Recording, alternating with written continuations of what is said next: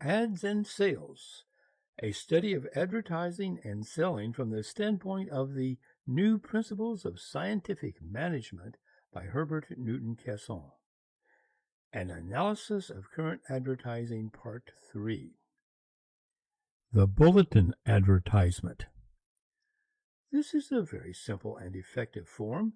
It is an announcement of some fact that concerns the advertiser or his goods. It has the interest and the force of news. Usually it is not well written.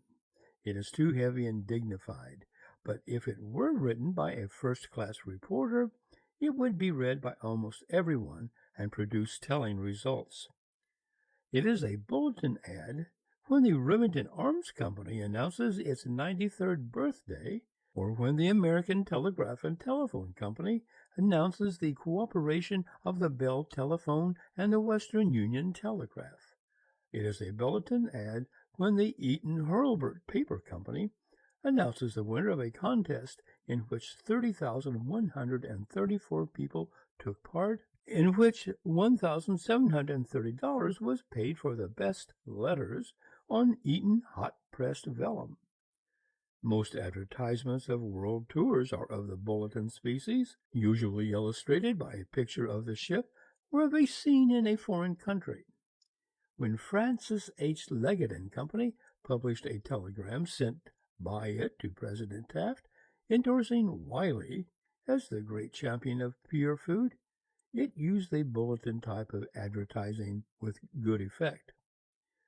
An example of the pompous style of bulletin, which totally spoils the news effect, was shown by the National Casket Company.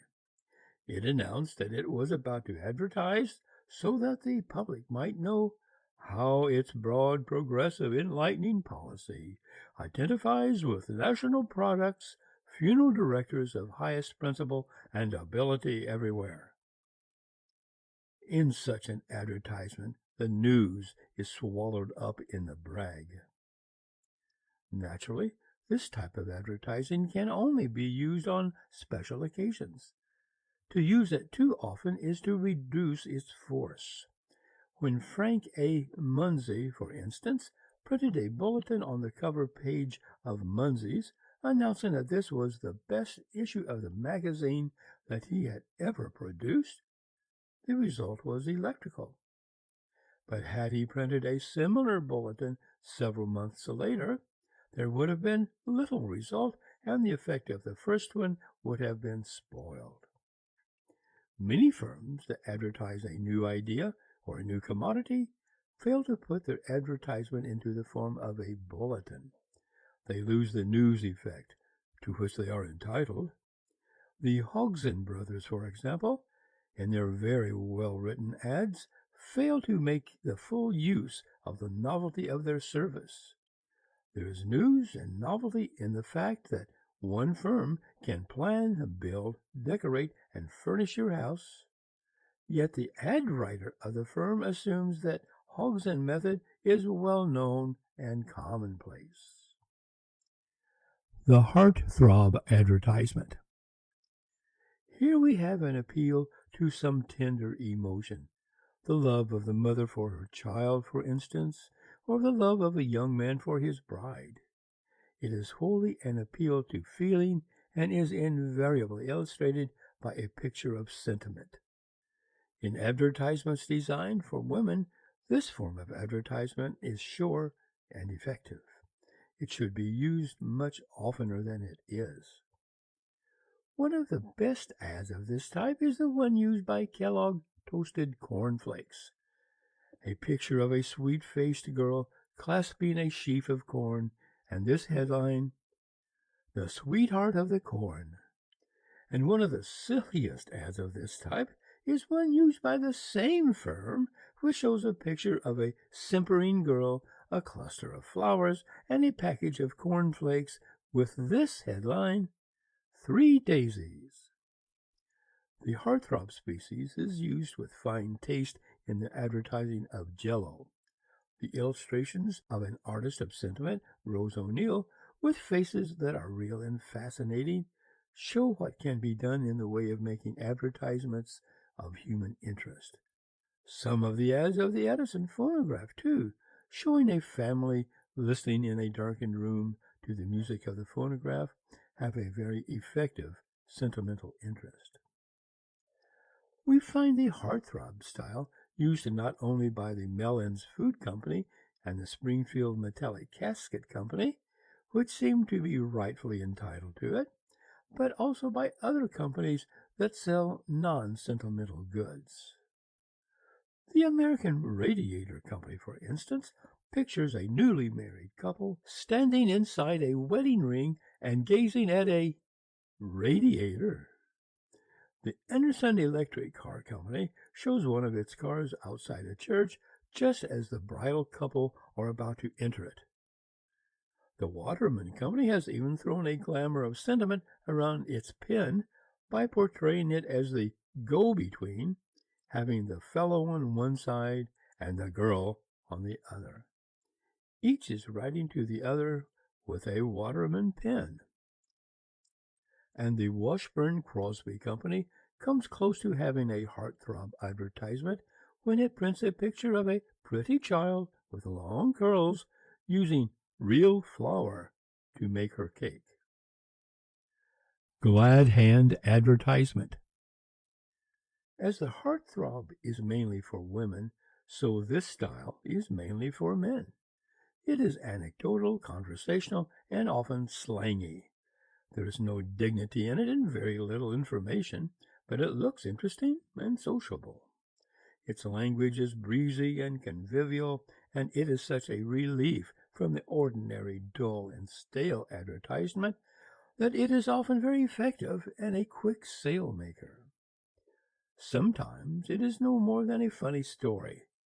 The Colgate Company tells of the small boy who said to the dentist that he wished the tube of dental cream were 3 feet long.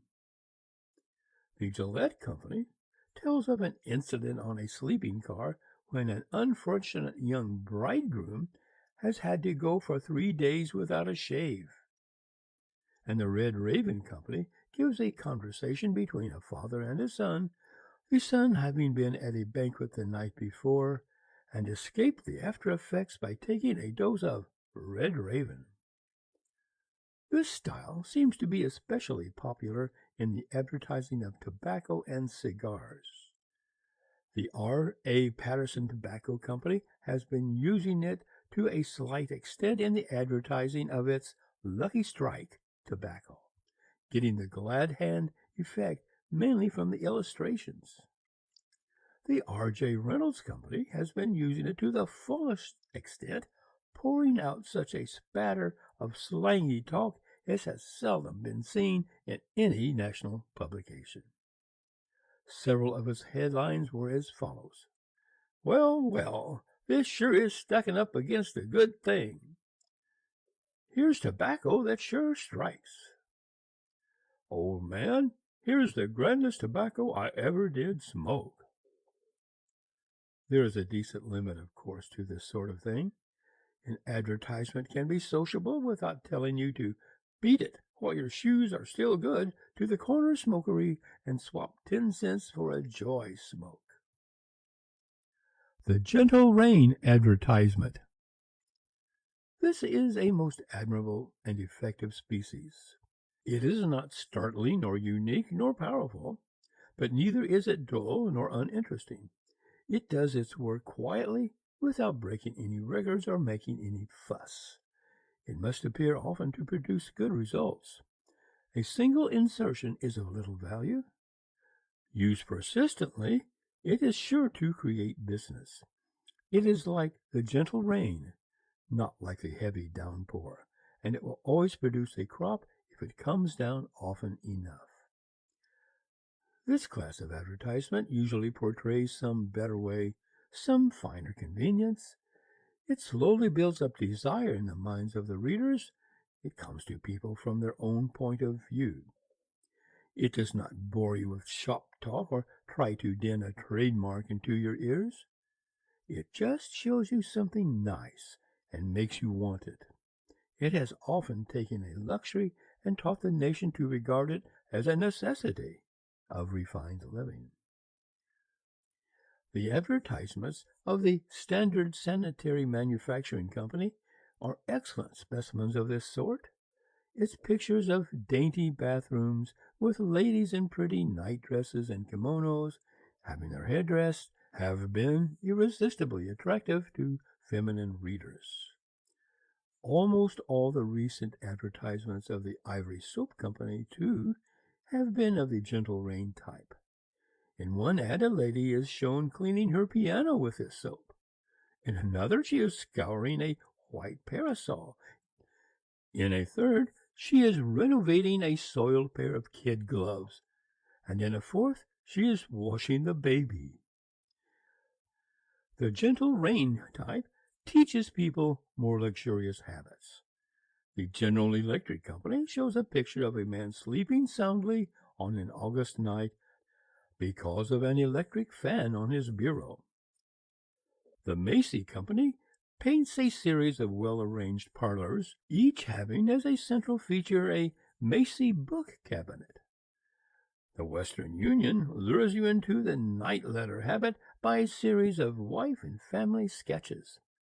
And under the mild but steady influence of this species of advertising, the American public is slowly learning to buy fireless cookers, electric flat irons, vacuum cleaners, piano players, phonographs, etc.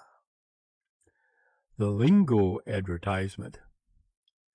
This is the sort that belongs in a trade paper, if it belongs anywhere. It is generally not illustrated, and its copy is all shop talk, the jargon of that one corporation or of the trade. It does not belong in any popular magazine and has no interest of any kind for the general public. It has the appearance of being written by the engineer or the bookkeeper. It is always prosy, technical, and packed with self-praise. The name of the article or of the company is repeated over and over in these advertisements as though it were a fetish. In one lingo ad, for example, used by the Burroughs Adding Company, its name is repeated 17 times, and in one-page advertisement of Mayhew Furniture, the name Mayhew is repeated 32 times. The writer of the lingo ad never thinks of his audience. His aim is to satisfy the technical expert of his own firm, apparently.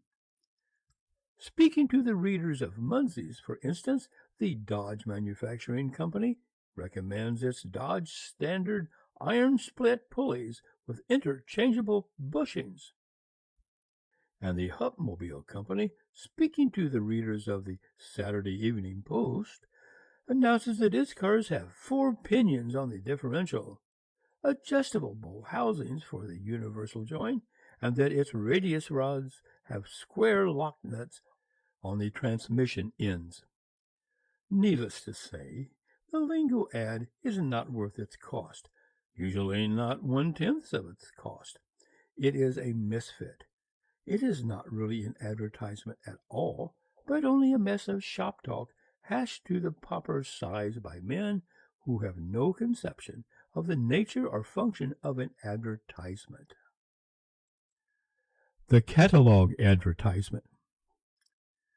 This is an improvement over the lingo species, as it is always illustrated with a picture of the goods, and as it generally has descriptive matter only, it has the appearance of having been taken literally from a trade catalog. It has no fads and frills.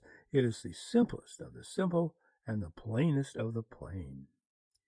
An immense number of advertisements are of this nature. Most ads of silverware, tools, engines, boots, shirts, collars, garters, and even Kodaks and furniture are apt to be of the catalog variety. There is no valid reason why this should be so, as this form of advertising is not very effective. It reaches few except those who are already inclined to buy, but it persists because it is easy to make. It has the negative virtues, and for those who are afraid of originality and cleverness, it seems to be highly satisfactory. It is one of the oddities of present-day advertising that able men of business, careful about all other expenses, are so wasteful in paying money for these inefficient advertisements. No ad seems to be too uninteresting, too crude, too trivial, to be scattered abroad in dozens of magazines at enormous expense. There are no worthwhile results from these homemade advertisements. They cannot compete with the work of professionals. They survive not because they are in any sense fit, but because there are still many businessmen who have no appreciation of the possibilities of advertising. The cartoon advertisement. Here we may see advertising of the highest quality. Here we have not merely a heap of raw materials, but an attempt to shape the raw materials into pictorial form that is attractive and easily remembered. This type of advertisement cannot be made by the engineer or the bookkeeper or one of the clerks. It can only be made by a man of imagination. At its best, it can only be made by an advertising genius. To make a large idea simple and noticeable, there is no other species of publicity that can compare with the cartoon. Its effect upon the public mind is tremendous.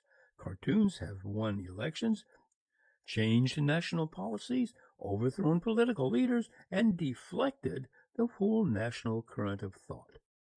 Let the cartoonists in any self-governing nation unite for 1 month in assailing the existing government, and that government will be overthrown. The power of the cartoon is not fully recognized in advertising circles. It is more often used merely as a picture than as an appeal and an argument. It is not as confidently relied upon as it can be. Advertisings of the old-fashioned type do not take it seriously and often prefer a dull and worthless page of shop talk to a clever and convincing cartoon. One of the simplest kinds of cartoon advertisements is the picture of a blackboard on which a fact or sum is displayed. This is crude, yet it is used by the salesman of Peter's Chocolate and the Gillette Razor. Another very simple kind is the picture of the article itself, with one or more people pointing out its good qualities. This primitive type is widely used. It is better than the catalog species, as it adds a trifle of human interest to the picture. The Singer's Sewing Machine Company pictures a machine with its lady owner displaying its handiness to a visitor. The Warner Autometer Company shows an automobile with a bystander pointing to the Warner meter. The Standard Oil Company has one that is slightly better than this. To advertise Polarine, it shows an automobile, then following an arrow pointer, an auto engine, then a picture of a cylinder, and finally an oil can. The idea conveyed by this series of 4 pictures is that you can trace many automobile troubles back to the oil can, and therefore ought to use the best quality of oil. A better grade of cartoon ad is made by showing the article itself, but with some fanciful illustrative idea added to it. The Snyder Preserve Company, for instance, has an athletic young girl drawn on top of a pork and beans can. The Abbott Detroit Motor Company has a picture of its car literally spanning a map of the United States. And the Victor Company has a photo of one of its machines, into which are woven the faces of 28 opera singers. Sometimes the article itself is used in a fanciful way. The Smith Premier Company has a picture of a globe on which the continents are constructed by the grouping of big and little typewriters, the headline being Worldwide Distribution. The American Telephone and Telegraph Company shows a bell system sign with the headline, The Signboard of Civilization. And the Burroughs Adding Machine Company has a very effective picture of a mass of letters and papers falling from a desk and being caught by an adding machine. Its headline is, "Shift this burden to the burros." The higher types of cartoon ads are those that do not give a picture of the article itself, but a cartoon that tells the idea of the article from the point of view of the public. The Ostermoor Company shows a row of people walking to business, half of them bright-faced and the other tired and sleepy. Underneath is the headline, "Pick out the Ostermoor sleepers." The Peck Williamson Company shows the ghost of winter being chased away by the thought of an underfeed heating system. And the Postum Cereal Company, which is especially fond of cartoons, shows a lighthouse that warns human ships away from the rocks of coffee.